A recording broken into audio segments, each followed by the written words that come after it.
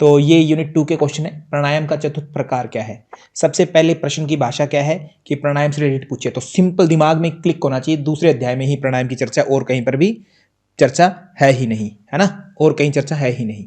Okay, ये आपको एक क्लियर हो जाना चाहिए। सबसे पहला पार्ट ये है।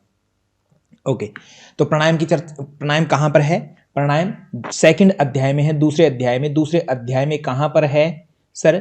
49 नंबर सूत्र सबसे पहले आता है, तस्मिन् सति श्वास प्रश्वास, है ना, योर गति विच्छेद है, प्राणायाम है, गति विच्छेद का ही आता है, गति विच्छेद का। ओके, प्राणायाम की परिभाषा आती है। फिर 50 नंबर सूत्र आता है, पूरे सिस्टमेटिक में करवा रहा हूं यहां पर। 50 नंबर सूत्र क्या आता है? 50 नंबर सूत्र क्या था पामिल रावत में? 3 प्रकार के प्राणायाम है, बाह्य, अभ्यंतर, स्तंभ, वृत्ति, देश काल संख्या भी। 3 कारण से, देश काल संख्या भी परिदृष्टो दीर्घ सूक्ष्म, इसी से कहते हैं दीर्घ और सूक्ष्म हो सकते हैं, और कोई रीजन नहीं है। इन 3 कारणों से दीर्घ सूक्ष्म होते हैं तीनों प्राणायाम, देश काल संख्या भी।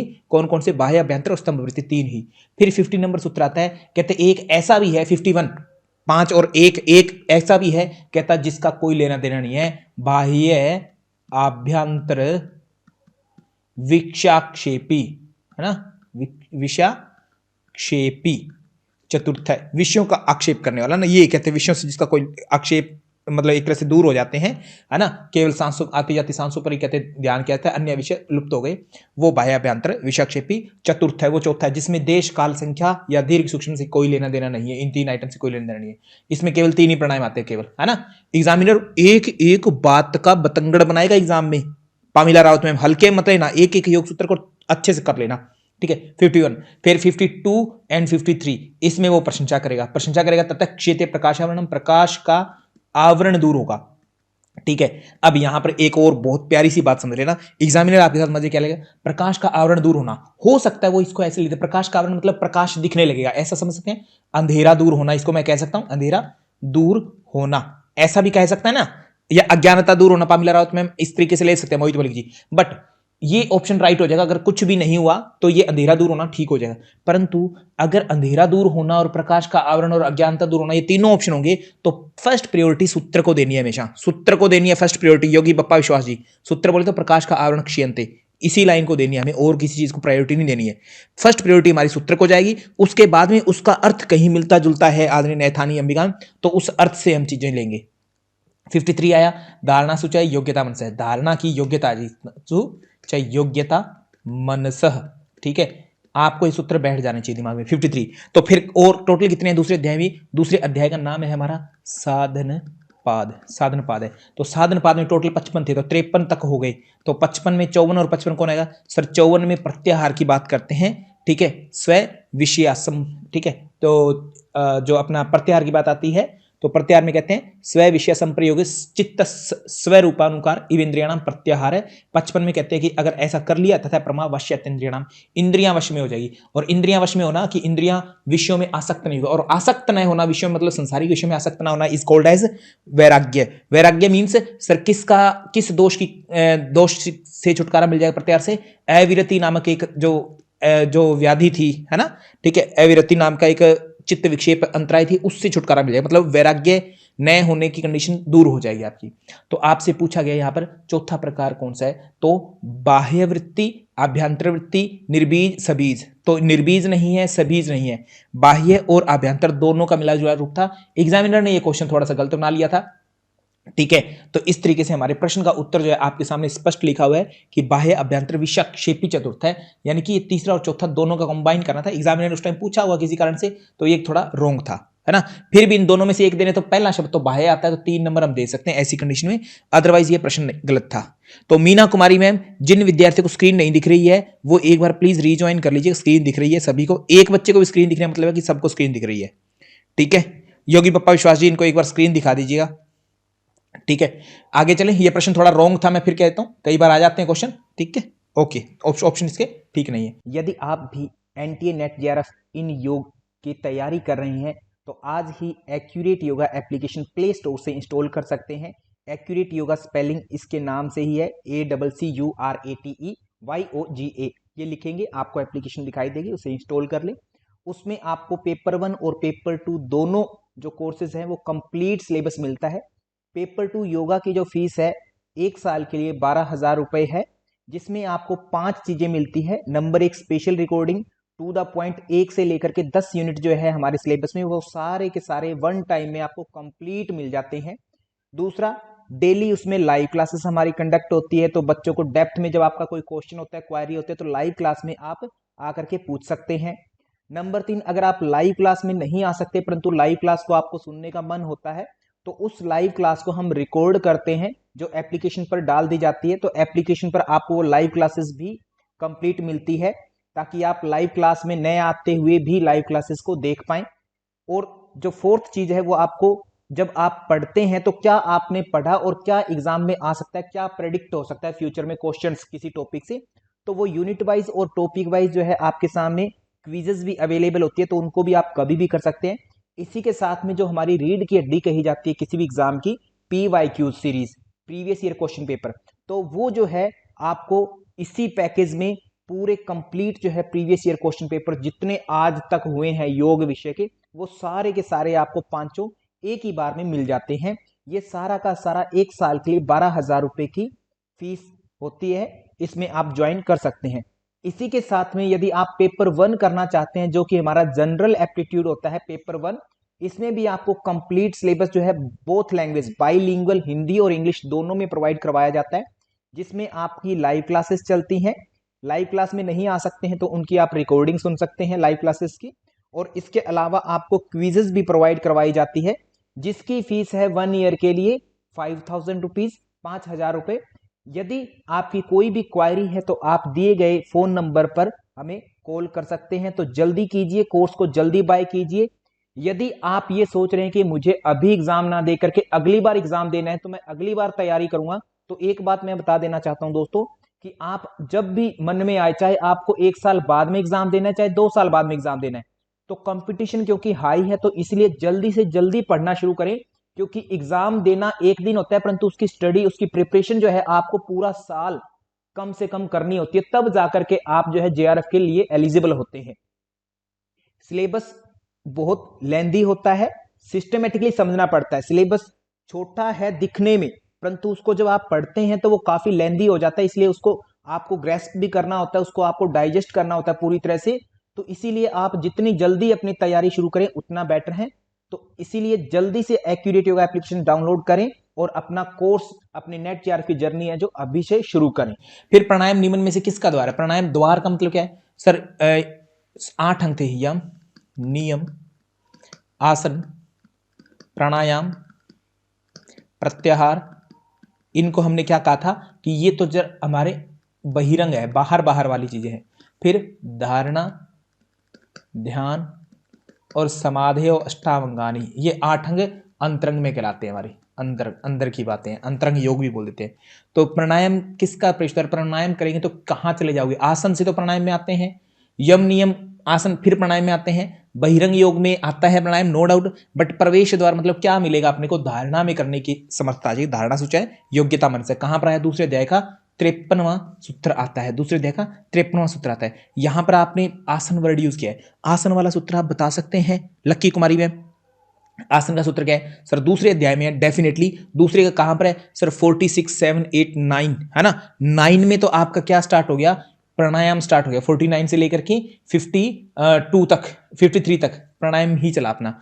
फिर 49 से ऊपर जाता हूं, 48 में तत्व द्वंद्वाना भिगाते हैं, उससे ऊपर गया तो 47 में प्रयत्न शैथिल्य अनंत समापत्तियम, और 46 में स्थिर सुखम आसनम। ऐसे ही याद हो जाते हैं। एक चीज याद है तो उसके बेस पर दूसरी तीसरी का हमें माइंड में सेटिंग बैठ जाती है ना। तो 46 में आसन की परिभाषा होती है, 7 में फायदा, उसकी थोड़ी विशेषता, 8 में उसके लाभ, यानी द्वंद्वों पर अनाभिघात, द्वंद्वों का खतरा नहीं होता।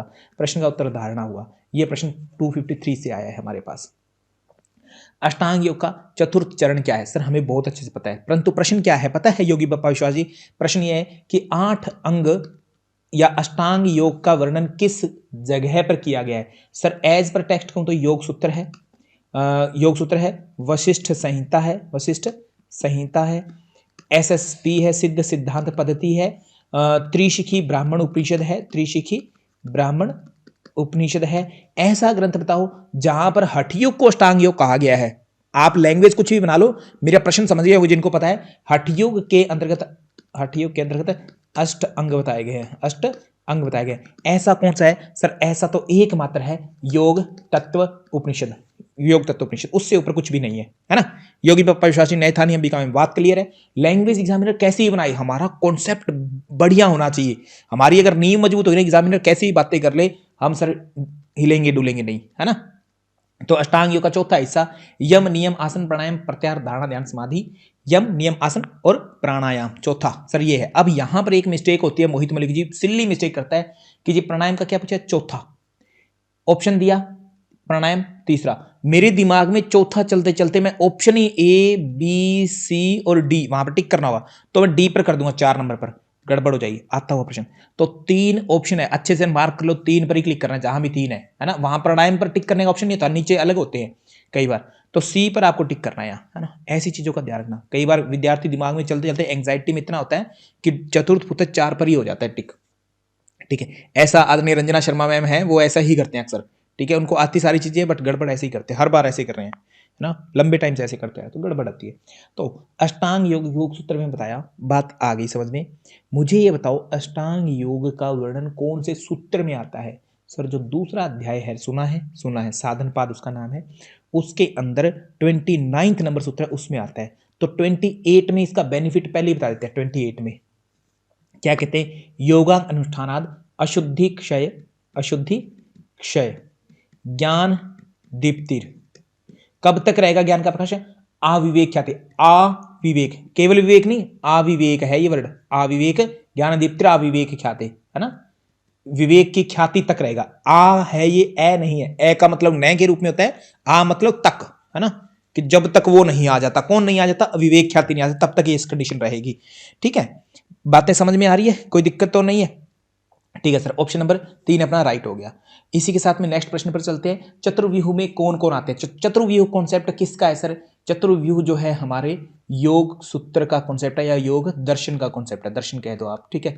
चतुर्व्यूहवाद योग सूत्र में कहीं मिलता है क्या? चतुर्व्यूहवाद योग सूत्र में मिलता है क्या? एग्जामिनर ये क्वेश्चन पूछेगा मोहित मलिक जी, वहां पर जोर से सीना तो है ना तान के मत कहना कि मिलता है। योग सूत्र के 195 सूत्रों में कहीं भी चतुर्व्यूहवाद शब्द नहीं है, बट दर्शन जो मैंने बताया था कि उसकी विचारधारा में ये शब्द आते हैं, बाद के जो ग्रंथकार है उनको डिस्कस करते हैं जब, तो ये 4 यूज करते हैं, हेय, हेतु, हान और हानोपाय, ठीक है, ऐसे करते हैं। परिणाम ताप दुख, परिणाम ताप संस्कार दुखिर गुण वृत्ति विरोधाच दुखमेव सर्वं विवेकिनः। विवेकी पुरुषों के दुख है प्रियांशी यादव इनसेन में, हमारे लिए तो खुशियां हैं, है ना, हमें एक नई चीज पता लगी, ये भी हमारे लिए खुशियां हैं। परंतु विवेक की चीज, विवेकी पुरुष कहते हैं कि अगर तुम्हें कुछ नया हो गया, परिणाम आ गया, तो परेशानी होगी तुम्हें, थोड़ी देर रुक जाओ, थोड़ी देर में परेशानी होने वाली है, कहते हैं, ठीक है। तो ऐसे कहते हैं। तो हे की बात करते हैं कि जो अनागत दुख है, हेयम दुखम अनागतम, ये है 16 नंबर सूत्र दूसरे अध्याय का, ठीक है। हेयम दुखम अनागतम। हे हेतु की बात करते हैं, कारण क्या है? कहते जी दृष्टा दृश्यो संयोगो हे हेतु, संयोग इनका एकता होना हे हेतु है। एक क्यों हुए? कहते एक इसलिए हुए क्योंकि इन अविद्या थी, तस्य हेतुर अविद्या, ये 18वें सूत्र में डिस्कशन करते हैं, 24वें सूत्र में डिस्कस करते हैं, ठीक है। तस्य हेतुर अविद्या, अविद्या थी, इस कारण से इनकी एकता हुई। तो कहते तद अभावात संयोगा भावो, इनका अभाव कर दो, ठीक है। किसका अभाव करें सर? इस अविद्या का, अविद्या का अभाव बोले तो अविद्या का अभाव, तद अभावत संयोगा भाव, अब संयोग का भाव हो जाएगा हानम तदृश्य कैवल्यम, तो वो स्थिति कैवल्य होगी, उस संयोग का भाव होने को ही हम कैवल्य कहते हैं। ये सूत्र कहते हैं हमारा दूसरे अध्याय में ही आता है, लगभग 25 नंबर पर सूत्र आएगा। फिर जो है 26 नंबर पर एक बहुत विशेष बात होगी, हानोपाय, विवेक ख्याति विप्लवा हानोपाय, विवेक ख्याति अर्जित कर लो, विवेक ख्याति। कहते हो विवेक ख्याति स्टेप बाय स्टेप मिलती है, एक कंडीशन को विवेक ख्याति नहीं कहोगे जी, मैंने यम कर लिया तो विवेक ख्याति आ गई, या मेरी समाधि लग गई तो विवेक ख्याति आ गई, कहते नहीं, 7 कंडीशन होगी। मान लो यम नियम किया तो पहली एक कंडीशन आ गई विवेक ख्याति की, है ना, थोड़ा चित्त शुद्ध हो गया। आसन प्राणायाम होगी तो दूसरी कंडीशन आ गई, फिर आगे और आ गई, ऐसे ऐसे स्टेप वाइज आएंगे। सपोज करो पढ़ाई का मतलब इतना ही नहीं कि 10th क्लास पढ़ गए, है ना, बीए पढ़ गए, एमए पढ़ गए, पीएचडी कर गए या डीलिट कर गए। पढ़ाई मीन्स कंटिन्यूटी में, है ना, धीरे धीरे स्टेप आते जाएंगे, जैसे जैसे पढ़ते जाओगे स्टेप आते जाएंगे। सेम वैसे विवेक ख्याति के स्टेप है, कितने हैं? 7 है। 7 बोले तो दूसरा का 2 7 27वें में है, तस्य सप्तधा प्रांत भूमि ही प्रज्ञा, 7 प्रकार की अवस्था बताते हैं। तो सूत्र हो गए हेय, हेय हेतु, हान और हानोपाय, ये 4 को 4 है इसलिए चतुर्व्यूह, 4 रचना है, 4 जंजाल है, इन्हीं में फंसे रहते हैं। व्यूह मतलब रचना, 4 रचनाओं में फंसा रहता है मनुष्य। ठीक है, अब यहां पर मैत्री करुणा मुदित उपेक्षा, ये शब्द भी सुना सुना सा है, ये आता है प्रथम अध्याय के अंदर, 33वां सूत्र है सर। ज्ञान धर्म ऐश्वर्य वैराग्य, ये सांख्य फिलोसफी है, वो थोड़ा अच्छे से डिस्कस करते हैं, योग में उसको मानते हैं, तो इसलिए आपको योग भाष्य जो है उसमें ज्ञान धर्म व ऐश्वर्य वैराग्य, ये बुद्धि के धर्म है 8, उनमें से जो सात्विक धर्म है, पॉजिटिव है जो, वो ये है ज्ञान धर्म ऐश्वर्य वैराग्य। और तामसिक जो धर्म है वो अज्ञान, अधर्म, अनऐश्वर्य, अवैराग्य, ये तामसिक है, बुद्धि के धर्म है ना, बुद्धि के 8 लक्षण या धर्म जो है वो इस तरीके से डिस्कस करते हैं। सांख्य फिलोसफी अगर आपने पढ़ी होगी मोहित मलिक जी, यूनिट 1 में सांख्य दर्शन के ऊपर चर्चा की हमने सांख्य कार्य का, तो वहां पर इनका वर्णन मिल जाता है। वितर्क विचार आनंद अस्मिता रूपानुगमात संप्रज्ञात है, ये क्या है वितर्क विचार आनंद अस्मिता रूपानुगमात, ये संप्रज्ञात के प्रकार है, संप्रज्ञात, स से संप्रज्ञात, स से 17, पहले अध्याय का 17वां सूत्र था ये, ठीक है, वहां पर चर्चा थी। तो इस प्रकार से ये चर्चा देखने को मिलती है। चतुर्व्यूहवाद किसी अन्य दर्शन से मेल खाता है ना, किसी अन्य दर्शन के किसी कॉन्सेप्ट से मेल खाता है, वो दर्शन कौन सा और वो कॉन्सेप्ट कौन सा है, भूले तो नहीं होंगे अभी, जल्दी से बताओ। निहारिका प्रहार में आपको कुछ याद रहता है या नहीं रहता, आप कोई भी बात का उत्तर नहीं देते ढंग से कभी भी, ठीक है। मीना मैम, आदरणीय अर्जुन जी, केवल क्लास को सुनने आते हैं क्या, उत्तर भी दीजिए ना, कुछ अपना पार्टिसिपेट कीजिए। सर जैसे रंजना शर्मा मैम ने बताया, कहते जी ये चतुर्व्यूहवाद बौद्ध दर्शन है, एक बौद्ध दर्शन, उनके पास में 4 आर्य सत्य, 4 आर्य सत्य है, उसमें दुख, दुख का कारण, दुख निरोध और दुख निरोध का उपाय, इन 4 शब्दों से मेल खाता है सर, और कुछ भी नहीं है, बस उस दर्शन से है। बहुत ही बढ़िया रंजना शर्मा मैम, आप हमेशा ही उत्तर सही देते हैं, हमेशा ही सही देते हैं, बस कई बार है ना टाइप आपसे गलत हो जाता है, बाकी उत्तर आप हमेशा सही देते हैं। ओके, बहुत ही बढ़िया, ठीक है जी। 4 आर्य सत्य हो गए। बौद्ध दर्शन के रचनाकार या प्रणेता कौन है, महात्मा बुद्ध है, ठीक है, क्लियर। वो 4 शब्द उस रूप में मैंने पूछा था। अब बहुत सारे बच्चे क्या करेंगे, मुंह उठाकर ही बोल देंगे चतुर्विवाद सर, आपने कहा था कि योग और सांख्य का जोड़ा है तो सांख्य दर्शन का है, हो जाएगी गड़बड़ ना। सो प्लीज थोड़ा ध्यान रखना, अलर्ट रहना लक्की कुमारी मैम, ऐसी सांख्य मत बोलना, हर चीज में सांख्य नहीं आएगा, हर चीज में उसका दोस्त नहीं आ जाएगा, ठीक है। हाँ, तो तत्व के रूप में ये मानता है बिल्कुल सांख्य को, तत्व कहते इसके पास 26 है, योग मतलब एक जुड़ गया, और सांख्य के पास 25 थे, 25 उसके पास ईश्वर को काउंट नहीं करते 25, तो इसलिए निरीश्वर सांख्य है, और इसका सैश्वर सांख्य नाम पड़ गया है। बट जब आप धीरे धीरे और डेप्थ में पढ़ोगे, जब बड़े हो जाओगे है ना, अच्छी बुद्धि हो जाएगी आपकी, तो आप ये निरीश्वर और शैश्वर सांख्य शब्द यूज करना छोड़ दोगे। बट अभी हमारी ऑब्जेक्टिव स्टडी है, तो अभी तक आपको यही वर्ड यूज करने हैं पामिला रावत मैम, अभी आपको विद्वानों वाले शब्द यूज नहीं करने हैं, है ना। अभी हमारी लोअर लेवल लर्निंग चल रही है, पेपर 1 जानते हैं ना, लोअर लेवल लर्निंग क्या होती है, जैसा बताया गया किताबों में उतना ही जानना, उतना ही कहना, उतना ही सुनना, नो योर थॉट्स, है ना, आपके थॉट्स मायने नहीं रखते हैं, तो लोअर लेवल लर्निंग है अपनी ये, है ना। तो हायर लेवल लर्निंग रिफ्लेक्ट होती है जब आप बड़े विद्वान बन जाते हैं, आप समाज में जाते हैं, तब व्यवहार करते हैं, तब वो आपका हायर लेवल लर्निंग है, ठीक है, ओके। तो ये पेपर 1 का कॉन्सेप्ट पर मैंने चर्चा की, तो पेपर 1 भी होता है ना, उसको भी आप ज्वाइन कर सकते हैं, ठीक है। वही तुम्हें लिखिए, ठीक है। तो यहाँ पर महर्षि पतंजलि जो है, संयोग दुख का कारण है, किसका संयोग, दृष्टा और दृश्य, है ना। इसका दृष्टा कौन होता है, पुरुष सर, पुरुष, दृष्टा पुरुष, दृश्य कौन है, प्रकृति को बोला। दृष्टा दृश्य संयोगो हेय हेतु, ये बात यूज होती है कहां पर होती है सर, दूसरे अध्याय के 17 नंबर सूत्र में होती है। तो 2-4 और संयोग थे, और किसका संयोग था, दृक् दर्शन शक्ति और एकात्मता, दृक् शक्ति और दर्शन शक्ति, दोनों को शक्ति कहा। दृक् शक्ति मतलब दृक् जो देखने वाला है, मतलब एक तरह से पुरुष के रूप में यूज करते हैं, इसका अर्थ है दर्शन शक्ति मतलब दिख के द्वारा देखा जा सकता है, क्या देखा जाएगा, वो प्रकृति है, देखा जा सकता है, जिसके द्वारा वो बुद्धि के रूप में यहाँ यूज करते हैं, है ना। जब भाष्य करते हैं तो पुरुष और बुद्धि के रूप में यूज करते हैं, इसको कहते हैं दर्शन, दृक् दर्शन शक्ति और एकात्मता अस्मिता के रूप में यूज करते हैं, अस्मिता के रूप में यूज किया। अगर ये डिफरेंट हो जाए तो दृष्टा और दृश्य का स्वरूप अलग अलग हो जाए, इकट्ठा हुआ था क्योंकि ये अविद्या थी, इस कारण से, तब अविद्या के कारण इकट्ठा हुआ, अलग अलग करते हैं तो संयोगा भावो हानम तद दृश्य, हान बोलेंगे और उसको कैवल्य बोलेंगे, अलग अलग होने को, अलग अलग होना, वियोग को, है ना, पुरुष और प्रकृति के वियोग को कैवल्य बोलेंगे, हान बोलेंगे, है ना, ऐसा बोलेंगे जो विवेक ख्याति से होगा। और पुरुष और बुद्धि की अस्मिता बोलेंगे, एकता को, एकता को, ठीक है। और ये एकता अस्मिता वाला कहां था, दूसरे अध्याय के कहां पर था, 10वां था या 12वां था, बताओ, अस्मिता वाला कहां पर था, 10वां था या 12वां सूत्र था योग सूत्र में, सर 10वां 12वां नहीं, 12 का आधा कर तो छठा था, है ना, पंच क्लेशों में से छठे नंबर पर आ रहा था। एकता तो अस्मिता थी, अलग अलग जान ले तो अलग अलग, पुरुष और बुद्धि को हिंदी में कह रहा हूं मैं, आदरणीय पामिला रावत मैम क्लास में है या चले गए? ठीक है, आपने पूछा था ना ये प्रश्न ऐसा। ठीक है, अलग अलग हो जाए तो क्या हो जाएगा सर? अलग अलग कर दे तो अलग अलग, या वियोग, या इनमें ये समझ में आ जाए कि ये दोनों अपना स्वरूप नहीं है ना, अंतर करना इसमें, तो उसको विवेक ख्याति यूज किया। सर ये कहां पर आया, ये सूत्र आया क्या? सर सूत्र नहीं आता है, ये क्या है, व्यास जी भाष्य में डिस्कस करते हैं इस चीज को, है ना। सतव पुरुषयो, सतव बोलते हैं बुद्धि को, सतव वर्ड यूज किया वहां पर, बुद्धि से प्रॉपर वर्ड सतव है, और पुरुष को पुरुष यूज करते हैं। सतव और पुरुष इन दोनों की अलग अलग स्थिति, सतव पुरुष अन्यता प्रत्ययो, अन्य अन्य है ना, अन्य का भाव आ जाए, अन्यता प्रत्ययो विवेक ख्याति, अन्यता का भाव। ठीक है, ये दो दो का जोड़ा कौन कौन सा वो ध्यान रखना। प्रश्न हो गया अपना ऑप्शन नंबर 3, दृष्टा और गुण का कोई मतलब नहीं है, जीवात्मा परमात्मा की बात ही नहीं होती, दृष्टा चित्त का कोई मतलब नहीं है। आगे चलें नेक्स्ट प्रश्न पर, ये रहा, सर्वरत्नोपस्थान किसका परिणाम है? सर यम और नियम थे 5 5, यम और नियम, यमों में 5 आए थे, यम 5 कौन कौन से थे? अहिंसा, सत्य, अस्तेय, ब्रह्मचर्य, अप्रिग्रह इति यम। ठीक है, 5 यम।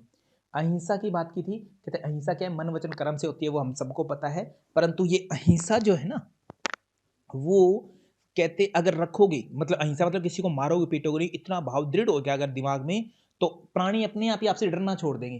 ठीक है, जैसे छोटे बच्चे होते हैं वो खूंखार के पास नहीं जाते घर में, बट जो सॉफ्ट सा होता है उसके इर्द गिर्द घूमते रहते हैं घर में ना, ऐसा कोई कोई संबंधी होता है, कोई चाचा ताऊ जो होता है उसके पास घूमते हैं। तो सेम ऐसे ही जानवरों के साथ में अहिंसा अगर इतनी सिद्ध हो गई ना शरीर में, कि आपको कुछ भी हो, आप किसी को कुछ कहोगे नहीं, तो सारे प्राणी आपके सानिध्य में आने, वो भी अपने आपस का वैर त्याग कर देते, मतलब शेर जो है हिरण को नहीं मारेगा, इस तरीके का भाव, भाव के रूप में। ठीक है, ऐसा आ जाता है कहता। ठीक है, अहिंसा प्रतिष्ठायाम तत्सनिधो वैर त्याग है, वैर त्याग हो जाएगा। सत्य प्रतिष्ठायाम क्रियाफल आश्रितम, क्रियाफल यानी जो कहेगा वो हो जाएगा।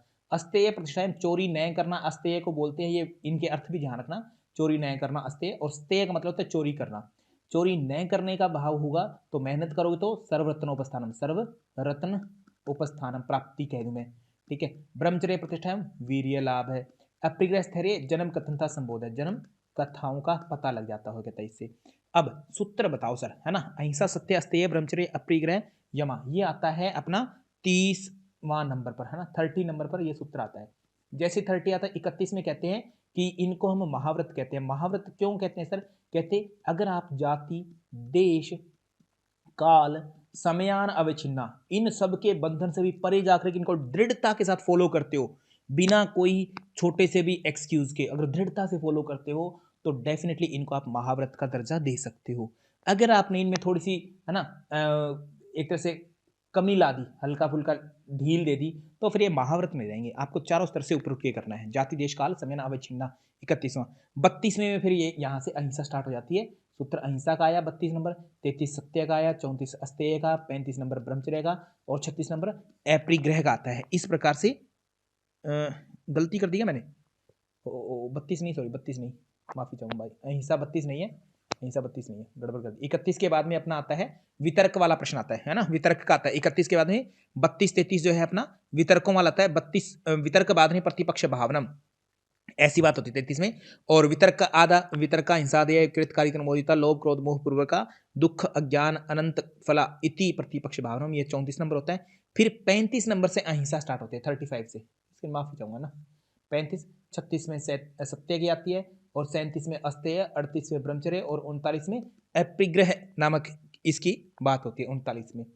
फिर जो है आगे अपना सर्वरत्नोपस्थानम कहा गया था, सभी रत्नों की प्राप्ति, अस्तेय चोरी न करना, इसमें आती है सर, है ना। ठीक है, और सत्य की बात आपने जान लिया कि क्रियाफलाश्वतम, क्रियाफल, प्रत्याहार से कहते इंद्रियां कंट्रोल होगी, इंद्रिय नियंत्रण अंतर्मुखी, और अपरिग्रह से जन्म कथा, या ये कहूँ कि पूर्व जन्मों का पता लग जाएगा आपको ना, उसकी कहानियां पता लग जाएगी। ऑप्शन नंबर इसका 4 उत्तर हो जाएगा। नेक्स्ट है, योग सूत्र के अनुसार आसन सिद्धि जो होती है उसको प्राप्त करने की विधियां क्या है योग सूत्र में? प्राणायाम से आसन नहीं होता, आसन के बाद में प्राणायाम होता, तो ए मेरा उत्तर नहीं होता, ए जहां भी उसको काट दो।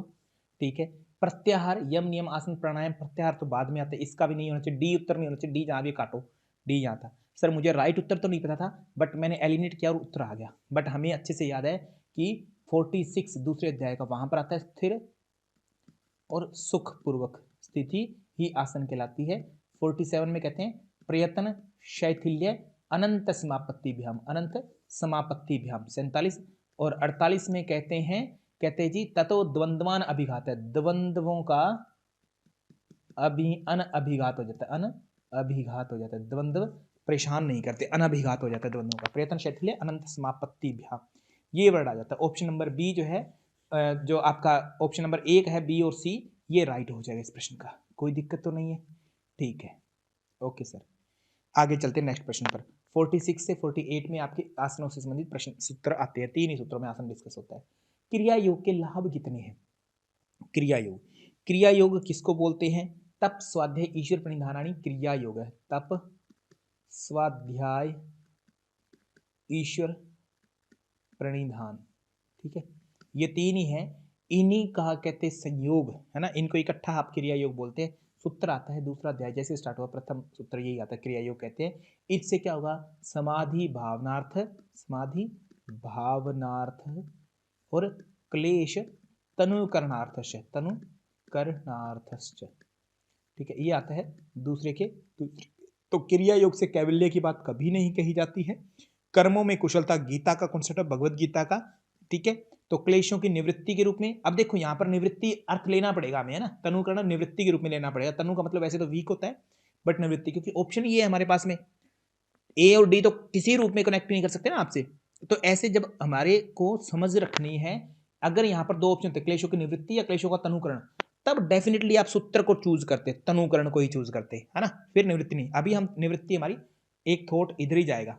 और समाधि की अवस्था, हालांकि समाधि की भावना की बात होती है, बट अवस्था तो एग्जाम में कल को ऑप्शन एग्जामिनर 101% बनाएगा इकट्ठे, ये 2 ऑप्शन भी रहेंगे और साथ में यहाँ लिखा रहेगा क्लेश तनु और समाधि की भावना। तो एक्चुअल में आपको सूत्र वाली लाइनों को पहले उठाना है। अगर वो उठाने लायक नहीं है आपके पास, देन आप फिर अंडरस्टैंडिंग को उठा सकते हो कि हाँ जी इसका मतलब तो वही निकल रहा है ना, उसका मिलता जुलता, ऐसे निकाल सकते हो। लक्की कुमारी मैम, समझ में आ रही है बात क्या? बी और सी, ऑप्शन नंबर 3 आपका राइट हो गया सर। ठीक है, इसमें एक प्रश्न दिया गया कर्मों में कुशलता। ये कर्मों में कुशलता योग है, ऐसा कॉन्सेप्ट किसका है? सांख्य दर्शन का या किसका है? रंजना शर्मा मैम, भगवत गीता का है, भगवत गीता है। मीना कुमारी मैम, श्लोक संख्या भूल गए क्या आप सारी चीजों की? सर 2 जगह पर आती है, एक कहते हैं समत्वम योग उच्यते, वो 248 है। जब कर्म कुछ समान हो जाएगा तब आप समान रूप से कर्म करो तो कर्मों में कुशलता आएगी। कर्मों में कुशलता बाद में आती है, पहले आप सूर्य नमस्कार सीखते हो, फिर उसमें स्किल बाद में आती है, कुशलता बाद में आती है उसमें ना। 50 नंबर। तो दूसरे अध्याय का भगवत गीता का नाम क्या है? सांख्य योग, है ना। सारे कॉन्सेप्ट को इंटीग्रेट लेके चलेंगे हम। ये मत कहना जी आप योग सूत्र पढ़ाते पढ़ाते गीता की बात क्यों करने लगे। जो हो सकता है सब पर डिस्कशन करेंगे, सारे के सारे एक साथ लेकर के चलेंगे। चले नेक्स्ट प्रश्न पर। ये रहा सर, तो सूची 1 और सूची 2 2 कॉन्सेप्ट है यहाँ पर, इनको मिलान कर दो। किस बेस पर मिलान करें? जो भी दिया गया। सत्य क्या होता है? यम के अंदर अहिंसा, सत्य, अस्तेय, ब्रह्मचर्य, अपरिग्रह, यम, ये यम होते हैं। 30वां सूत्र आता है दूसरे अध्याय में, ठीक है। तप स्वाध्याय ईश्वर प्रणिधानानि क्रिया योग, तप जो है क्रिया योग में आता है। ऐसे प्रश्न में तप स्वाध्याय और ईश्वर प्रणिधान के टाइम देख लेना कि इसमें नियम और क्रिया योग दोनों तो नहीं है, फिर आपको थोड़ा सोच समझ के यूज करना पड़ेगा। अभिनिवेश, अभिनिवेश बोलते हैं पंच क्लेशों को। पंच क्लेशों में अहिंसा, सत्य, अस्तेय, ब्रह्मचर्य, सॉरी, पंच क्लेशों में अविद्या, अस्मिता, राग, द्वेष, अभिनिवेश, पंच क्लेशा, ये बात आती है। क्रिया योग वाला जो आता है दूसरे अध्याय के प्रथम में आता है, प्रथम बार में ही आता है। और पंच क्लेश जो आता होता है, क्लेश तनुकरणार्थ दूसरा होने के बाद में तीसरा सूत्र जब डिस्कस करते हैं तो इसके पंच क्लेशों को डिफाइन करते हैं। अविद्या, अस्मिता, राग, द्वेष, अभिनिवेश, पंच क्लेश। तीसरा चित्तवृत्ति, चित्तवृत्तियों में 5 प्रकार की चित्तवृत्तियां बताते हैं। प्रमाण, विपर्य, विकल्प, निद्रा, स्मृति, है ना, ये 5 बताते होते हैं। तो ये चित्तवृत्तियों का कॉन्सेप्ट कहाँ बताता है? आता है ये प्रथम चैप्टर में आ जाता है, प्रथम अध्याय जो होता है वहीं पर आ जाता है। जो छठा सूत्र है चित्तवृत्तियों का, वहां पर डिस्कशन होता है। 6th सूत्र में डिस्कशन होता है चित्तवृत्तियों का। ओके सर, तो डी का 3 ही हो सकता है, डी का 3 नहीं है, उसको काट देता हूं मैं, यहाँ नहीं है, यहाँ नहीं है, बस उत्तर मिल गया सर। मुझे ज़्यादा समय नहीं लगाना है। ऐसे प्रश्नों में एग्जाम में जब बैठे होंगे तो 2 से 3 ऑप्शन मैच कर लेना। वो अगर परफेक्टली मैच हो गए तो ज़्यादा सारों को मैच नहीं करना। यहाँ पर क्योंकि हम लर्न कर रहे हैं, सीख रहे हैं, इसलिए मैं एक एक चीज़ को मैच करके सिखा रहा हूँ आपको ना, एक एक चीज़ पर काम करवा रहा हूँ। अदरवाइज एग्जाम में आपको ऐसा नहीं करना है। एग्जाम में जस्ट किया, 2-3 मैच किए, तुरंत आगे बढ़े, क्योंकि आपको वहाँ पर एक्यूरेसी प्लस टाइम सेव करना है। बट ध्यान रखें पहली बात एक्यूरेसी है ना, बाद में टाइम सेविंग है। धारणा सूच है, योग्यता मंच है, किसका प्राणायाम है सर? प्राणायाम के विषय में बात होती है। प्राणायाम का सूत्र कहाँ से स्टार्ट होता है? 49 में आती है प्राणायाम की परिभाषा, तस्मिन् सति श्वास प्रश्वास गति विच्छेद है प्राणायाम है। 50 में आती है 3 प्रकार के प्राणायाम कौन से? बाह्य अभ्यंतर स्तंभ वृत्ति देश काल संख्या भी, किस कारण? देश काल संख्या भी परिदृष्टो दीर्घ सूक्ष्म, है ना, दीर्घ सूक्ष्म परिदृष्टो। और 51 में आता है फिर अपना कहते हैं बाह्य अभ्यंतर स्तंभ वृत्ति हो गया। 50 में बाह्य अभ्यंतर विषाक्षेपी चतुर्थ है। 51 में आता है जिसका देश काल संख्या से कोई लेना देना नहीं है। 52 में कहते हैं प्रकाशावरणम तथा क्षीयते प्रकाशावरणम, प्रकाशावरण का क्षीण होना, बढ़ना नहीं है, क्षीण होना। ये कहना ध्यान रखना कि प्रकाश बढ़ जाता है क्या, या प्रकाश का आवरण क्षीण हो जाता है? तो सूत्र कह रहा है प्रकाश का आवरण क्षीण होना, इसका मतलब तो वही है प्रकाश का बढ़ना। बट एग्जामिनर मिलते जुलते ऑप्शन देगा तो पहली प्रायोरिटी आपकी सूत्र पर रहेगी, ये ध्यान रखना है आपको। ट्विंकल राव मैम, है ना, ऐसी कुछ अपनी मन की ख्याली पुलाव की बातें मत पकाना। फिर 53 नंबर आता है, वहां कहते हैं धारणा सूच योग्यता मन सकता है। धारणा सूच योग्यता मन सकता, धारणा करने की योग्यता आ जाती है मन में, ठीक है, किससे? प्राणायाम से ही आती है। सर किस नंबर पर है? 53 नंबर सूत्र है, ठीक है। तो 49, 50, 51, 52 और 53, 3 और 2 5 यहाँ पर सूत्रों पर चर्चा हो जाती है, ठीक है। चलूँ मैं आगे, नेक्स्ट सर, महर्षि पतंजलि के अनुसार हेय हेतु में कौन संयोग होता है? सर हेय हेतु का कॉन्सेप्ट है कहाँ का? चतुर्व्यूहवाद है, एक व्यूहवाद, है ना, 4 सिद्धांत चतुर्व्यूहवाद, वो है दूसरे अध्याय में आता है जिसका नाम साधन पाद है। उसमें हे शब्द होता है, हेय हेतु होता है, हान होता है और हानोपाय। इनको अलग अलग हैं, डिस्कशन अलग अलग सूत्रों में है, बट इनको एक साथ हमें ऐसे बोलते हैं, ठीक है, इनको एक साथ हमें ऐसे बोल देते हैं। तो इसी में आपको अब ध्यान रखना है कि हे किसको बोलते हैं? हेयम दुखम अनागतम, जो आया नहीं है बट वही दुख जो है त्यागने योग्य है। हेय हेतु दृष्टा दृश्यो संयोगो हे हेतु, संयोग ही हे हेतु है। हान किसको बोलते हैं? हान बोलते हैं, कहते उसको तोड़ा जा सकता है, कहते कैसे? दृष्टा और दृश्य का कारण कहते अविद्या है, तस्य हेतु अविद्या, उस अविद्या को छोड़ दो। तद अभावात, अविद्या का अभाव, संयोग अभाव हो जाएगा, संयोग छूटेगा तो वो स्थिति हान होगी और उसी को कहेंगे कैवल्य, यानी कि हान का मतलब कैवल्य यूज किया, हान मीन्स कैवल्य, ऐसा समझ रहे हैं। और हानोपाय में विवेक ख्यातिर विप्लवा हानोपाय, विवेक ख्यातिर अविप्लवा, अविप्लवा वर्ड है, विप्लवा नहीं है वो, अविप्लवा, अविप्लवा, ऐसे सूत्रों को भाई तोड़ते रहना, अविप्लवा, ठीक है। आपके योग सूत्र में जो है अभी जब आप यूनिट पढ़ोगे ना, यूनिट 4, वहां पर एक PDF अपलोड की है जिसमें सूत्रों को तोड़ा गया अलग अलग, ठीक है। तो वो सूत्र जरूर देख लेना, शब्द अलग अलग, क्योंकि बहुत सारे बच्चे ना सूत्रों के शब्द अलग अलग नहीं जानते और एग्जामिनर शब्द अलग अलग कर करके पूछता है आदि। तो प्लीज बी रेडी, सूत्रों को अलग अलग शब्दों से देखना। तो ये 4 हैं सूत्र, याद रखने हैं। हेय का सूत्र आया था 2/16 में, हेय हेतु का आया 2/17 में, और हान का 18 नहीं है, ये ध्यान रखना। तस्य हेतु अविद्या, ये आता है 2/24 में, और फिर 25 जो है हान की बात आती है, 25, ठीक है। और उसके बाद में 26 हानोपाय, और 27 में कहते हैं विवेक ख्याति की 7 अवस्थाएं, प्रांत भूमि प्रज्ञा सप्तधा, 7। हेय हेतु में संयोग हुआ किसका? दृष्टा और दृश्य, संयोगो हेय हेतु, ऑप्शन नंबर 1 अपना राइट है उसका उत्तर, ठीक है। और किसका संयोग हो सकता है? मन बुद्धि का कोई लेना देना नहीं है, मन इंद्रिय का लेना देना नहीं है, आत्मा परमात्मा के संयोग की ऐसी कोई बात नहीं है। एक और बनता है दृक् शक्ति और दर्शन शक्ति, इनकी एकता इज कॉल्ड एज अस्मिता। सूत्र संख्या क्या है इसकी? सर सूत्र संख्या दूसरे का 6th है, ठीक है। और इनकी एकता तो अस्मिता है, और इनकी अन्यता, अन्यता मतलब डिफरेंट, अन्यथा। दृक् और दर्शन को क्या बोलते हैं? दृक् बोलते हैं पुरुष को, जिसका मतलब दृष्टा से ले सकते हैं आप, और दर्शन शक्ति, शक्ति वो बोलते हैं बुद्धि को, ठीक है ना, या सतव बोल सकते हैं आप, सतव, ठीक है। उनकी अन्यता इज कॉल्ड एज क्या सर? विवेक ख्याति, विवेक ख्याति।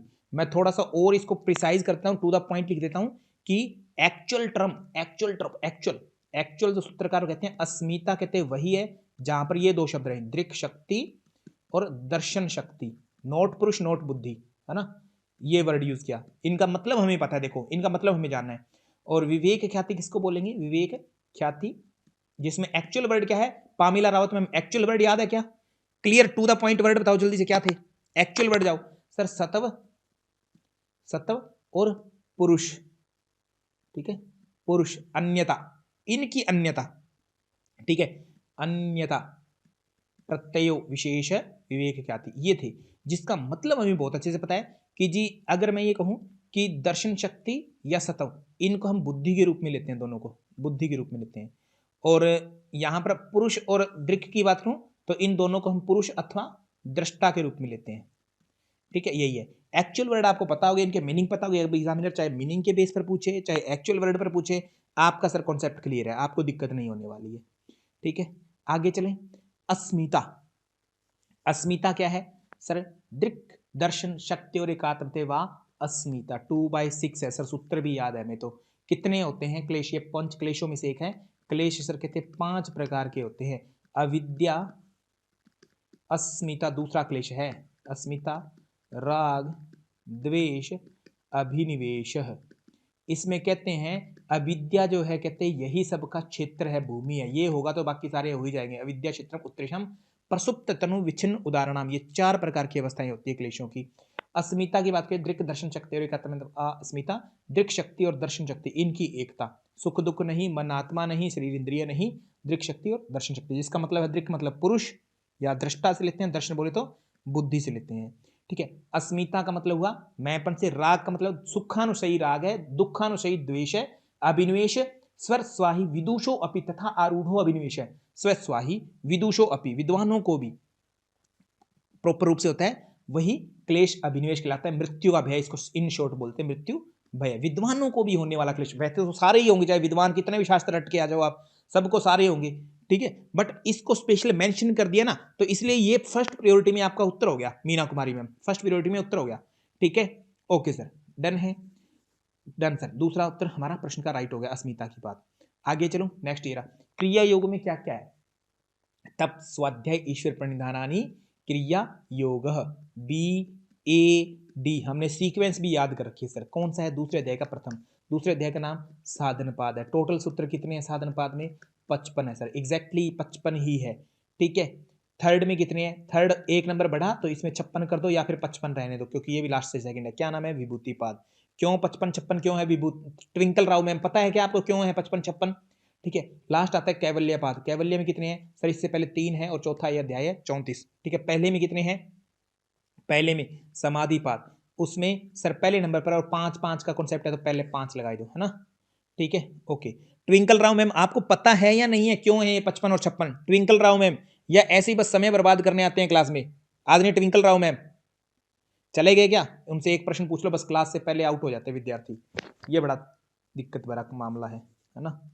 ओके, तो ABD ये जहां पर है सर वही राइट हो गया। BAD पहले इन्होंने सीक्वेंस अरेंज कर रखी है। ओके, आगे चले नेक्स्ट प्रश्न पर। ये रहा प्रश्न, तो मिला जुला सा प्रश्न है, बहुत ही बेहतरीन प्रश्न है। ये होते हैं एक्चुअल में प्रश्न, आप लोगों के लायक अब ऐसे प्रश्न है, ठीक है। वो सारे बच्चों वाले प्रश्न थे, ये अच्छा जेन्युइन प्रश्न आया कि इनको जोड़ो सर, कैसे जोड़ोगे? सोचने वाले, देखो दोनों संप्रज्ञात, असंप्रज्ञात असंप्रज्ञात दोनों साइड है, ठीक है। अब क्या करें सर, है ना, कैसे जाने? तो थोड़ा समझना पड़ेगा। बेस्ट वन है उसको जोड़ लो कि उसका किसी और से लेना नहीं हो सकता। जैसे क्लेश तनुकरण, ये सर यहाँ देख के लग रहा है क्रिया योग का होगा और कोई मतलब ही नहीं होता, ठीक है। एग्जाम में मैं गया और फंस गया ऐसे क्वेश्चन में, अब क्या करूं, है ना, टाइम भी वेस्ट हो रहा है। तो बेस्ट वन को मैच करो कि इसके अलावा और किसी से ही जोड़ा मैच कर ही नहीं सकता क्रिया योग क्लेश तनुकरण। बी का 3 ही हो सकता है, वो देखो कहां कहां पर है, जहां नहीं है उसको एलिमिनेट कर दो। क्या मैं एलिमिनेट कर दूं? मीना कुमारी मैम मुझे परमिशन दीजिएगा, है ना। ओके, बी का 3 यहां नहीं है, यहां नहीं है, ठीक है, कर दिया सर। 2 ही ऑप्शन मिल रहे हैं, ठीक है। अब क्या करें? अब मैं रैंडमली कुछ भी कर लेता हूं, जैसे सी का 2 भी हो सकता है, सी का 2 भी हो सकता है, और सी का 1 भी हो सकता है, असंप्रज्ञात, ठीक है, दोनों हो सकते हैं। दोनों मैच हो रहे हैं सर, दोनों कंडीशन बैठ रही फिट, है ना, इसको कोई रोक नहीं सकता। पर वैराग्य कैवल्य या असंप्रज्ञात दोनों की तरफ लेके जाता है आपको। पर वैराग्य, ये अगर कहूं तो 1 का 4 ही होगा, ये गारंटी मिल गई। ओके, ये गारंटी मिल गई। तो अब देखो ध्यान से, पर वैराग्य 1 और 2 दोनों की तरफ जा रहा है। असंप्रज्ञात समाधि जो है, असंप्रज्ञात समाधि डी जो है, असंप्रज्ञात समाधि, ठीक है, असंप्रज्ञात समाधि वो असंप्रज्ञात से मैच कर जाएगी पर वैराग्य कैवल्य से। बट ऐसा नहीं होता, हमने अच्छे से पढ़ा था कि पर वैराग्य जब होता है तो समाधि होती है, ऐसा पढ़ा था। कैवल्य होने की बात नहीं पढ़ी हमने अभी तक, है ना, समाधि की बात पढ़ी है, वो असंप्रज्ञात समाधि होती है। और असंप्रज्ञात समाधि फिर आगे लेके जाती है आपको, किधर की साइड लेके जाती है? वो लेके जाती है कैवल्य की साइड, ठीक है। ऐसे सेंस में हमने पढ़ा है। तो डी का 2 हो गया सर, इस हिसाब से बात हो गई। ठीक है, समझ में आ गई ना बात। ऑप्शन नंबर 4, और ये प्रश्न हमें पहले ही पता लग गया हल्का सा देखते ही। तो ये होते क्या है, क्रिया योग में 3 चीजें आती है, दूसरे बाय 2/1 का है ये, जिसमें आता है तप स्वाध्याय ईश्वर प्रणिधानानि क्रिया योग है, समाधि भावना और क्लेश तनुकरणार्थश्च। फिर आता है अपर और पर वैराग्य। ये वैराग्य 2 प्रकार के होते हैं। योग सूत्र, योग दर्शन फिलोसफी जो है वो कहती है वैराग्य के 2 प्रकार है। वो पहले प्रथम अध्याय में डिस्कस हो जाती है। वैराग्य के 2 प्रकार है। एक अपर छोटा होता है, हालांकि छोटा बड़ा कुछ नहीं है इस रूप में, बट फिर भी हमें समझाने के लिए शब्दों का प्रयोग करना पड़ता है। अपर पहले आ जाता है। ठीक है, अपर वैराग्य जो होता है वो अधम है। इसके 4 प्रकार हैं, यानी भौतिक चीजों से संबंधित है। यतमान प्रयत्न रहता है, व्यतिरेक एक आधे चीजों का, एक इंद्रिय का विषय रह गया मन का, और वशीकार। वशीकार की परिभाषा करते हैं कौन से सूत्र में, 1/15 में। 1/15 में क्या कहते हैं, दृष्टा अनुशर्विक, देखा हुआ और सुना हुआ, बस इतना ही। दृष्टा अनुशर्विक विषय वितृष्ण से वशीकार संज्ञा वैराग्यम। देखा और सुना हुआ, इन्हीं विषयों में से अगर केवल प्यास मिट जाए, देखे सुने में से, वही मात्र क्या है, वशीकार है। मैंने देखा हुआ है गुलाब जामुन, है ना, और आदरणीय को कहाँ गए अर्जुन जी, आकाश त्रिवेदी जी, आपने तो काजू कतली भी देखी होगी, उसमें से भी हट जाए, है ना, और जिसने सुना है उसका भी हो जाए, है ना, राग खत्म, विषयों की तृष्णा रहित हो जाए, वो वशीकार। पर वैराग्य कहते वो थोड़ा सा ऊपर तक परम पुरुष ख्याति, जहां पर पुरुष के गुणों का या पुरुष की ख्याति हो जाए, या पुरुष के अपने स्वरूप का पता लगे, कोई भी अर्थ निकालो इसका। ठीक है, पुरुष ख्याति गुण वैतृष्यम, गुणों की तृष्णा रहित।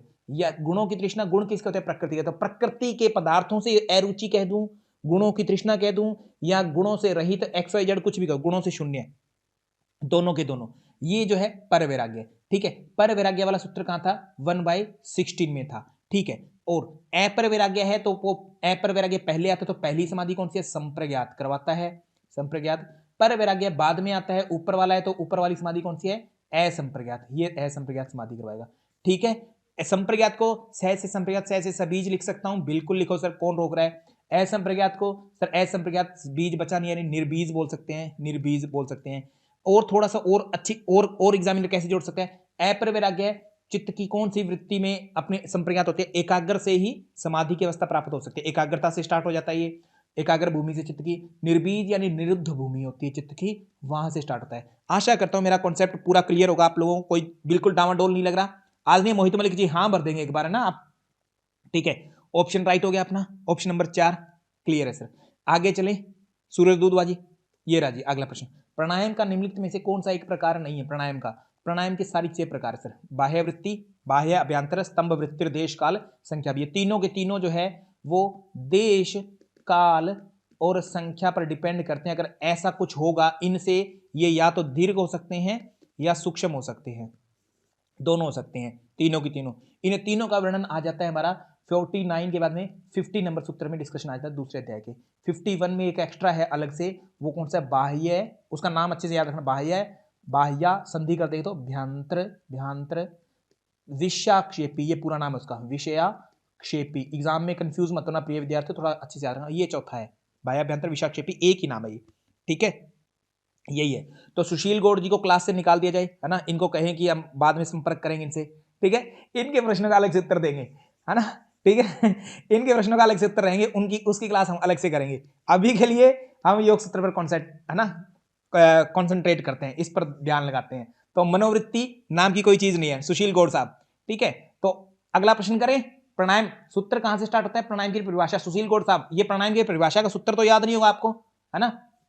249 तस्मिन् सति श्वास प्रश्वास योर गति विच्छेद है प्राणायाम है। 50 नंबर में 3 प्रकार के प्राणायाम सर। चौथा 51 में सर, चौथा एक अलग से जो है 51 एक लग गया, अलग अलग वाला है ये, कौन सा, बाह्य अभ्यंतर विषाक्षेपी, चतुर्थ है। 52 में सर अब 2 प्रकार के लाभ होंगे इसके, ततक्षेते प्रकाशावरण, प्रकाश का आवरण क्षीण होना, और दूसरा धारणा सूचा योग्यता से धारणा की योग्यता 53 में आ जाता है। बस इतने सूत्र चलते हैं सुशील गौड़ साहब, ये याद है कि आपको, अगर ये याद है तो फिर आपको एक्स्ट्रा चर्चा करने का अधिकार है, अदरवाइज तो कक्षा में जैसे आए वैसे प्रस्थान कीजिए। ठीक है, ओके, अगला प्रश्न देखते हैं सर, ये रहा, महर्षि पतंजलि अनुसार योग का छठा अंग कौन सा है।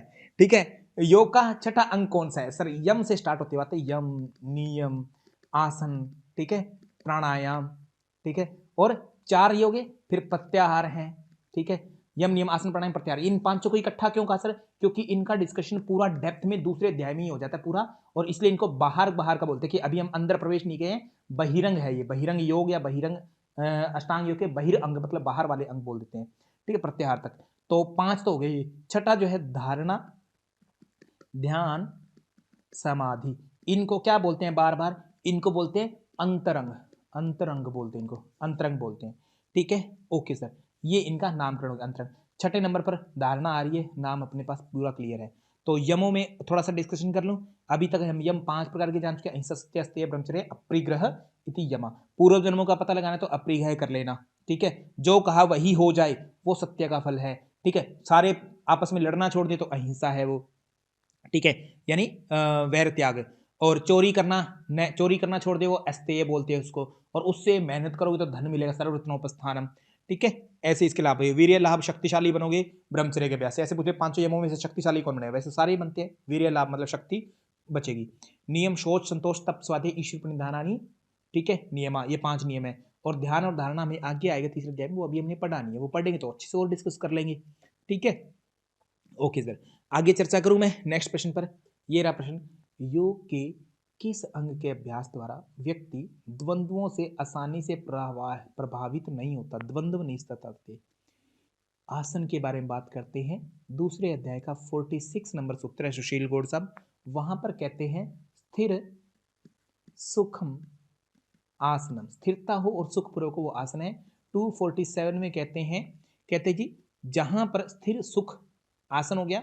47 में कहते हैं प्रयत्न शैथिल्य, प्रयत्न शैथिल्य शिथिलता हो, अनंत समापत्ति व्यायाम, अनंत समापत्ति में चित्त लग जाए, कहते हैं वो आपका क्या है? आसन है। 248 में कहते हैं जी द्वंद्वों पर, ततो द्वंद्वान अभिघात है, तथा है मतलब उससे किससे? पहले बात किसकी हुई? कहते हैं आसनों की, तो आसन से, है ना, द्वंद्वों का अभिघात है। द्वंद्व क्या होते हैं? सर्दी, गर्मी, भूख, प्यास, है ना, अच्छा बुरा, ठंडा गर्म, सब चीजें इसमें आ जाती है सर, ठीक है, द्वंद्व में, तो वो परेशान नहीं करते हैं। यमों में कहते हैं 5 अलग अलग फल है, नियमों के अलग अलग यमों पर डिस्कस कर लिया हमने, शौच, संतोष, तप, स्वाध्याय और ईश्वर प्रणिधान, ऐसे आते हैं। शौच से क्या होता है? घृणा हो जाती है किसके? दूसरे अंगों के, शरीर में आसक्तियां नहीं रहती, शरीरों में आसक्तियां नहीं रहती, किसके?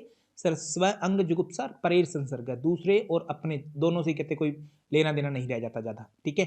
और कहते इसमें और भी होता है, और क्या होता है? वही बात इंपॉर्टेंट है सर, है ना। और कहते हैं सतव शुद्धि, एक हुआ सतव शुद्धि, सौमनस्य मन की प्रसन्नता, सौमनस्य एकाग्रता, इंद्रिय जय और आत्म दर्शन योग्यता होनी चाहिए, ये बड़ा इंपॉर्टेंट है। आत्मा का दर्शन तक होने की संभावना बढ़ जाती है सोच से, आत्म दर्शन योग्यता, ठीक है। संतोषाद अनुत्तम सुख लाभ है, सुख सबसे बड़ा कहते हैं सुख यही है। तप काय इंद्रिय सिद्धि, काय इंद्रिय सिद्धि अशुद्धि क्षय, और अशुद्धि का क्षय हो जाता है तप से। स्वाध्याय इष्ट देवता संप्रयोग है, अपने आराध्य देव से मिलन, और ईश्वर समाधि की सिद्धि लगाने के लिए ईश्वर प्रणिधानात्, है ना, तो समाधि सिद्धि ईश्वर प्रणिधानात् ऐसे कहते हैं। तो समाधि कब होती है? जब आपकी वृत्तियां कहीं ना कहीं नियंत्रण में हो जाती है, इसीलिए ईश्वर प्रणिधान को आप वृत्ति निरोध के रूप में भी जानते हैं। ध्यान रखना, बहुत सारे लोग कहेंगे योगी पप्पा जी कहते ईश्वर प्रणिधान का तो कहीं कहा ही नहीं है कि वृत्तियों के नियंत्रण के लिए, बट इनडायरेक्टली इसका मतलब यही निकलता है, समाधि सिद्धि हुई ईश्वर प्रणिधान से, तो इसका मतलब क्या है? समाधि होना क्या है? वृत्ति निरोध, योग चित्त वृत्ति निरोध है, और योग है समाधि है, तो इस रूप में ये वृत्ति निरोध करता है ईश्वर प्रणिधान, उस सेंस में हम लेते हैं इसको। प्रियांशी यादव इन में जब आपसे पूछा जाए कि चित्त वृत्ति निरोध का उपाय ईश्वर प्रणिधान है या नहीं है, तो 100% है, लॉजिकली है सर, है ना, डायरेक्ट वर्ड यूज नहीं किया कहीं पर भी, लॉजिकली यही है इसका मतलब, ठीक है। तो ये बात हो जाती है सर, ओके। तो प्रश्न का उत्तर जो था द्वंद्वों का पूछा गया था, वो हमारा आसन वाला था। आसन के 46, 47, 48 ये 3 सूत्र हैं, प्राणायाम के 49 से लेकर के 53 तक चलते हैं सर। बात होगी अपनी कंप्लीट। आगे अपरिग्रह किसके अंतर्गत शामिल है सर? ये बेसिक क्वेश्चन है। तो यम 5 है, बहुत सारे बच्चे देखो भूलेंगे एग्जाम में, बहुत परेशान होंगे, ठीक है। ट्विंकल राव मैम नियम नहीं यम में है, ठीक है। अपरिग्रह कैसे लिखना है? एक बार 5 है ना, 2 3 3 4 और 5, ऐसे 5 है यंग, तो एक छोड़ करके ए लिखना है, ये ए रहा, ये ए रहा, यहां पर ए आएंगे, बाकी जगह ए नहीं आएंगे। अहिंसा, सत्य, स से सत्य हो गया, फिर ऐ से अस्तेय, फिर ब्रह्मचर्य, फिर लास्ट में ऐसे अप्रिग्रह। ठीक है, ये आ गए। ठीक है, ये 5 यम है, इनके सूत्र याद है, पांचों सूत्र डिस्कस होते हैं, सीधा 30वां सूत्र आता है, वहां पर डिस्कशन होता है इनकी, 30वें सूत्र में डिस्कशन होता है। ठीक है, 30वें सूत्र में।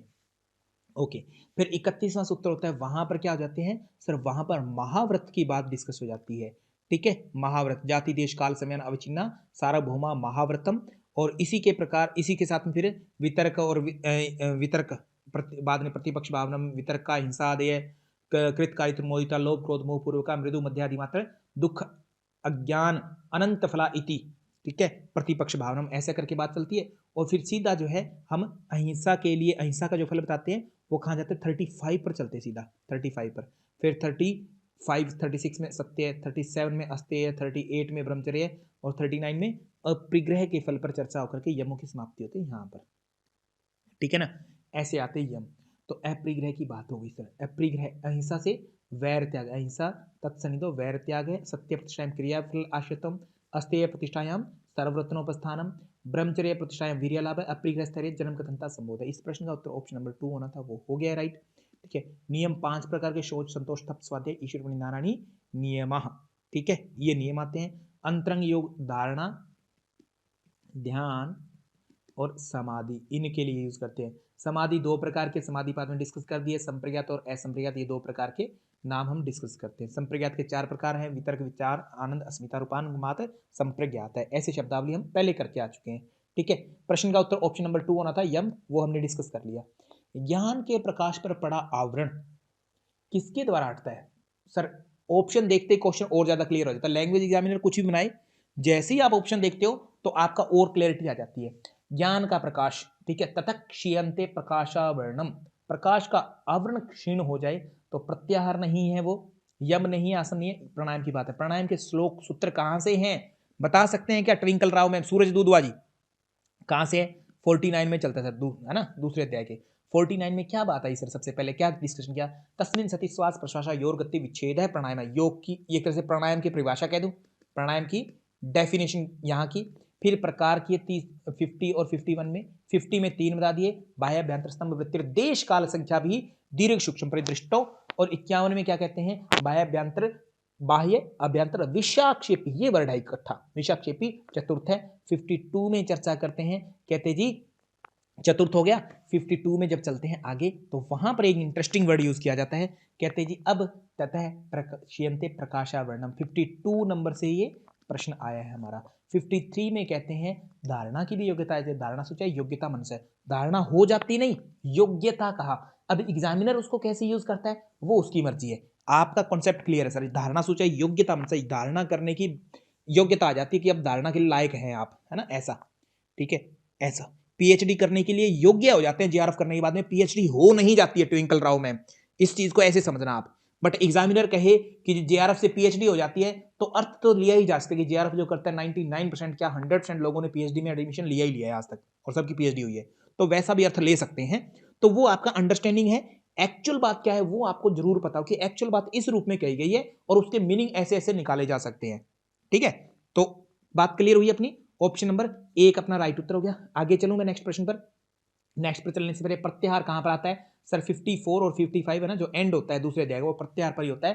ठीक है, वो प्रत्याहार पर होता है। प्रत्याहार से इंद्रियां कंट्रोल में हो जाती है, जिससे विश्व में आसक्ति नहीं रहती है, यानी कि वैराग्य की कंडीशन आ जाती है, अविरति हट जाता है।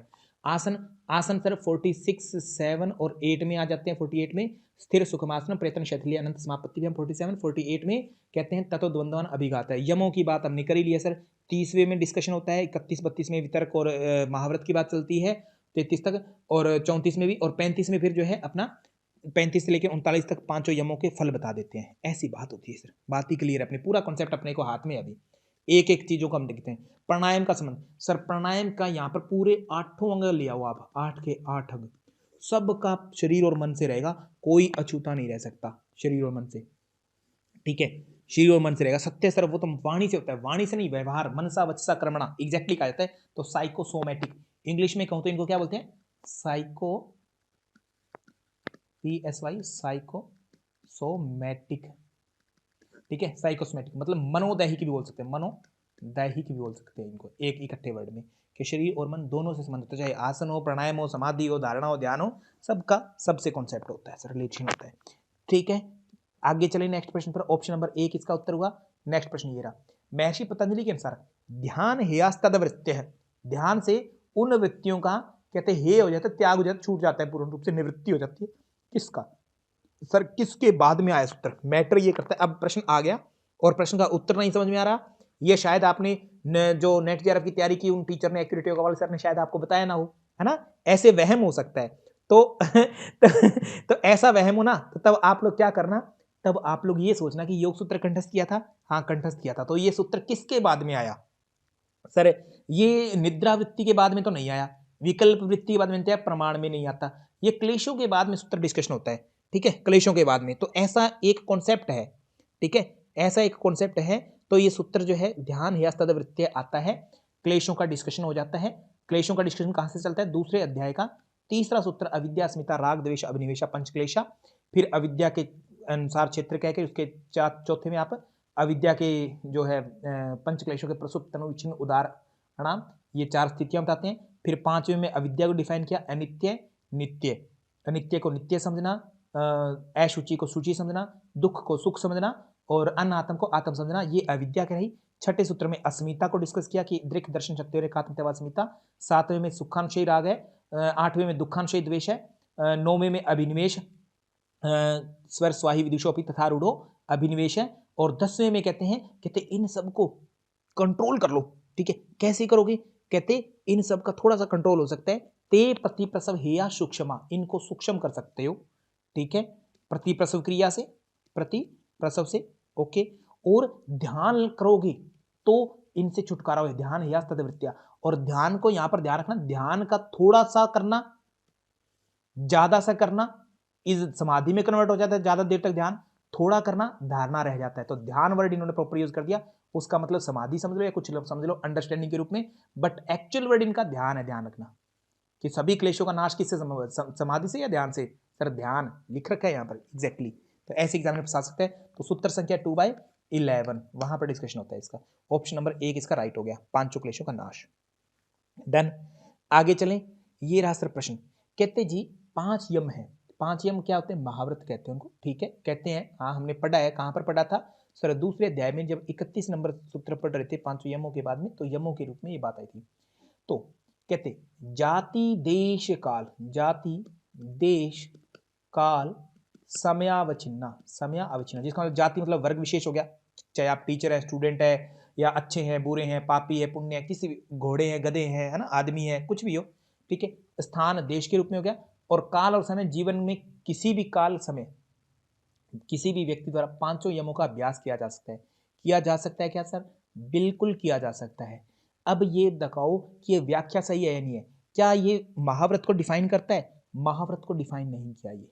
ठीक है, महाव्रत के लिए क्या था कि इससे भी परे जा करके, ठीक है, इससे परे जाकर दोनों लाइनें सही है। ठीक है, एक नहीं होगा, दो नहीं होगा।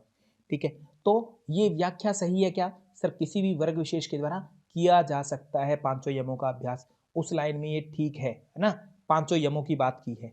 Okay done. अब यहां पर एक आपत्ति हो सकती है सर, पंच महाव्रतों को कर सकते हैं तीनों, तीसरा ऑप्शन अपना राइट हो गया। एक बात ध्यान रखना कि कभी कभी ऐसा कर देगा कि 5 यमों का अभ्यास नहीं किया जा सकता, या जो है जाति वर्ग आदि से ऊपर उठ करके नहीं, इनके दायरे में रह करके ही करना चाहिए। दायरा कर दिया ना, सीमित कर दिया, दायरा कर दिया, तो वो महाव्रत नहीं है। इस दायरे से पार जाकर भी करना है। ठीक है, इस दायरे से पार जाकर भी करना है, तब महाव्रत है ये। ठीक है, तो इस प्रश्न का ऑप्शन नंबर 3 अपना राइट हो गया। आगे चले प्रश्न के आगे, नेक्स्ट प्रश्न पर। ये रहा सर नेक्स्ट प्रश्न, धारणा से पहले प्राणायाम जरूरी है क्या, कहते तो है सर, धारणा तो कहते इसी से ही होगी। यस बिल्कुल, अष्टांग योग कहता है, ये राइट है।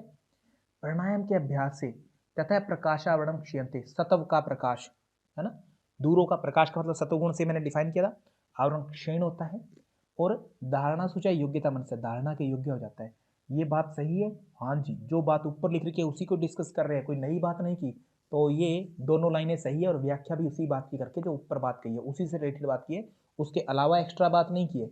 जो कॉन्सेप्ट ऊपर चल रहा है उसी को ही नीचे एक्सप्लेन किया है। तो दोनों राइट चीजें हैं, समझ में आ गई। तभी व्याख्या सही हो जाती है। नेक्स्ट प्रश्न ये रहा आपके सामने। सर ये 5 का कॉन्सेप्ट है, इनको देखो क्या है ये। अविद्या, अस्मिता, राग, द्वेष, अभिनिवेशा, पंचक्लेशा, 5 क्लेश है। ठीक है, तो इनके सूत्र भी करते जाना। 5 क्लेशों को कहाँ डिफाइन करते हैं? तीसरे सूत्र में। व्याधि, सत्यान, संशय, प्रमाद, आलस्य, अवृत्ति, भ्रांति, दर्शन, अलब्ध, भूमिगत, अनवस्थित, चित्त विक्षेपास्ते, अंतराया। कहाँ पर डिस्कशन होता है? दूसरे अध्याय के 30वें सूत्र में डिस्कशन होता है। कहते ये रहेंगे तो दुख, दोर्मनस्य, अंग मेजित्व, श्वास प्रश्वासा, विक्षेप, सहभुव, यहाँ पर डिस्कशन होता है। तो दोर्मनस्य वाली बात आती है, ये आती है दूसरे अध्याय के 31वें सूत्र में आती है। फिर 32वें में कहते हैं तथा प्रतिषेधार्थम एक तत्व अभ्यास, कहते हैं इन सब का कंट्रोल करना है तो एक तत्व का अभ्यास करना। मैत्री, करुणा, मुदितो, उपेक्षाणाम, सुख दुख, पुण्य अपुण्य, विषयाणाम, भावना तश्चित्त प्रसादनम, ये आती है दूसरे अध्याय के 33वें नंबर सूत्र में। ठीक है, 33वें में। अप्रिग्रह, स्थैर्य, जन्म, कथनता, संबोध है, ये आते 5 यमों में से। अप्रिग्रह, स्थैर्य, जन्म, कथनता, संबोध है। तो यमों वाले कहाँ चलते? 30वें में आकर के फिर 31, 32, 33 से होते हुए 35 से अहिंसा स्टार्ट होती है, तो 39 तक चलते हैं। तो अहिंसा, सत्य, अस्तेय, ब्रह्मचर्य, अप्रिग्रह 39 नंबर सूत्र में आता है, ये दूसरे के 39 नंबर सूत्र में आता है। ऐसे मोटा मोटा याद रख सकते हैं। ठीक है, तो ये प्रश्नों का उत्तर क्या बना है अपना? सी का एक ही हो सकता है, सी का, है ना। मैं किसी को भी उठा लो एक को इनमें से, तो जहां पर मैंने तो सी को उठाया, सी का एक नहीं है वो काट देता हूं, यहां नहीं है, यहां नहीं है, यहां नहीं है। या तो प्रश्न गलत है या उत्तर ठीक है। एग्जाम में बैठे हैं तो एक एक वर्ड को नहीं मिलाना है, 2-4 को मिलाया, कन्फर्म हो गए कि और उत्तर नहीं बैठ रहा, करो और आगे निकलो, है ना। टाइम सेव करना है एग्जाम में अपने को। एग्जाम में एक एक चीज को नहीं मिलान करना है। Pamila Rawat ma'am, please be alert. Next प्रश्न ये रहा। तो यहाँ पर बातें की, थोड़ी सी अटपटी बातें कर दी, है ना, गहरी सी। तो शोच, संतोष, तप, स्वाध्याय, ईश्वर प्रणिधानानि नियम, ठीक है, उनको बीच में से ब्रेक डाउन कर लिया और वहां से प्रश्न पूछ लिया अभी। तो पहले तो नियमों के जो सूत्र है वो चलते कहाँ से? सर नियम जो है शोच, संतोष, तप, स्वाध्याय, ईश्वर प्रणिधानानि नियम, ये होते हैं। ठीक है, ये होते हैं। तो इनके ऊपर हम बात करते हैं। 40वां जो सूत्र है वहां से बात होती है, 40 नंबर से, 40 नंबर से बात होती है। 40 में शोच की बात होती है और 41 में भी शोच को डिफाइन करते हैं। शोच 40 में कहते हैं स्व अंग और परे अंग के संसर्ग, शोचात स्वांग जुगुप्सा परे संसर्ग, दूसरे और अपने के परे संसर्ग, मतलब एक तरह से घृणा का भाव अंगों में लालसा रहती। सतव शुद्धि, सौम्नस्य, एकाग्रता, इंद्रिय जय, आत्मदर्शन योग्यत्वानि च 41 में। फिर 42 आता है, उसमें संतोष पर बात होती है, संतोषाद अनुत्तम सुख लाभ है। 43 आता है सोच, संतोष, तप है, काय इंद्रिय सिद्धिर, अशुद्धि क्षया, तपसह। 44 आता है तप, स्वाध्याय, स्वाध्याय इष्ट देवता संप्रयोग है। फिर आता है अपना 45 ईश्वर प्रणिधानात्, ठीक है, समाधि सिद्धि ईश्वर प्रणिधानात्, ऐसे बात करो, समाधि सिद्धि ईश्वर प्रणिधानात्, ये इससे कनेक्ट होता है। ओके, एग्जाम में जब बैठे हैं सपोज करो एक ही मिलाया, एक ही मिलाकर के डिफाइन कर लो कि सी का एक कहाँ नहीं है, वो कट कर दो एग्जाम में ही बैठे बैठे। ठीक है, टाइम सेव होगा आपका, यहाँ नहीं है, यहाँ नहीं है, एक को और मिला लो किसी को, बेस्ट ऑप्शन जो भी है। स्वाध्याय सिद्धि इष्ट देवता संप्रयोग, बी का 4 ही हो सकता है, बी का 4 नहीं है वो उत्तर नहीं होगा। एग्जाम में मैं बैठा था, टिक किया मैंने, है ना, उत्तर मेरे पास आ गया, सारी मुझे देखने की जरूरत नहीं है। अगर अभी इतना नहीं मैच हो रहा तो ये प्रश्न डेफिनेटली गलत है, मुझे और ध्यान नहीं देना है, गलत है तो मेरा सबको नंबर मिलेगा। ठीक है, ऑप्शन नंबर 1 आपका राइट हो गया। इसके अलावा संतोष की अगर मैं बात करूं तो संतोषाद अनुत्तम सुख लाभ, संतोष से अनुत्तम सुख लाभ की प्राप्ति होती है। काय शुद्धि, काय इंद्रिय सिद्धि, अशुद्धि क्षया, तप से। काय और इंद्रिय की सिद्धि और अशुद्धियों का नाश होता है, वो होता है तप से, तो डी का 2 हो जाता है। इस प्रकार इस प्रश्न का ऑप्शन रहेगा अपना 1 राइट हो जाएगा। इसी के साथ में आज का सत्र हम यहीं पर संपन्न करते हैं। आशा करता हूं आपको सारी चीजें समझ में आई होगी। थैंक यू टू ऑल, धन्यवाद आप सभी का, थैंक यू सो मच।